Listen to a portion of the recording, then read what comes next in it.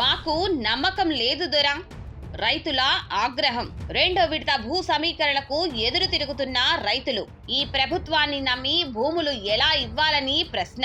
ఫ్లాట్లు అభివృద్ధి చేసి ఇస్తారన్న నమ్మకం లేదన్న అన్నదాతలు. భూముల విషయంలో తండ్రి చంద్రబాబుది ఒక దారి, కొడుకు నారా లోకేష్ ది మరో దారి. ఇద్దరికీ ఈ భూదాహం తీరేలా లేదు. రాజధాని కోసం 33,000 ఎకరాలు తీసుకున్నా ఆ యావ తీరలేదు. సరిపోవడం లేదని చెప్పి 50,000 ఎకరాలకు పెంచుతున్నారు. ఇప్పటికే భూములిచ్చి 10 ఏళ్లవుతుంది. ఈ పాటికి రిటర్నబుల్ ఫ్లాట్లు అందరికీ ఇచ్చేయాల్సింది. కానీ 10 ఏళ్లైనా ఇంకా ఆ ప్రాసెస్ జరుగుతూనే ఉంది. మధ్యలో 5 ఏళ్లు వైసీపీ ప్రభుత్వం వచ్చేసరికి ప్రభుత్వాలపై నమ్మకం కోల్పోయారు రైతులు.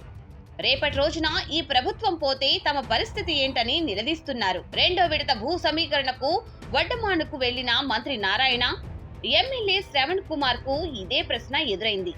అందుకే రైతులకు నమ్మకం కలిగించడం కోసం ఫ్లాట్లను అభివృద్ధి చేసి ఇస్తామని అగ్రిమెంట్ చేసి ఇవ్వాలని రైతుల తరపున డిమాండ్ చేస్తుంది బీసీవై పార్టీ. రేపటి రోజున ఎలాంటి లీగల్ ఇష్యూస్ రాకుండా ఉండాలంటే ఇదే సరైన పద్ధతి అని సలహా ఇస్తుంది బీసీవై పార్టీ. అంతేకాదు, రైతులుకున్నట్టు కౌలు కూడా పెంచాలని డిమాండ్ చేస్తుంది భారత చైతన్య యోజన పార్టీ. ఎకరానికి 60,000 చొప్పున కౌలు ఇవ్వాలని అడుగుతోంది. కేవలం భూములు తీసుకోవడమే కాదు, 3 ఏళ్లలో వాటిని డెవలప్ చేసి ఇవ్వాల్సిందేనని డెడ్ లైన్ పెట్టింది బీసీవై పార్టీ. 3 ఏళ్లు కాకపోతే 4 ఏళ్లైనా తీసుకోండి.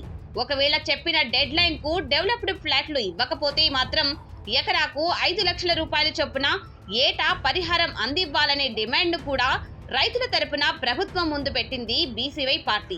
ప్రభుత్వం తీసుకొచ్చిన భూ సమీకరణ చట్టం సక్రమంగా లేకపోవడం వల్లే, ప్రభుత్వంపై రైతులకు నమ్మకం లేకపోవడం వల్లే ఈ డిమాండ్లని చెబుతుంది బీసీవై పార్టీ.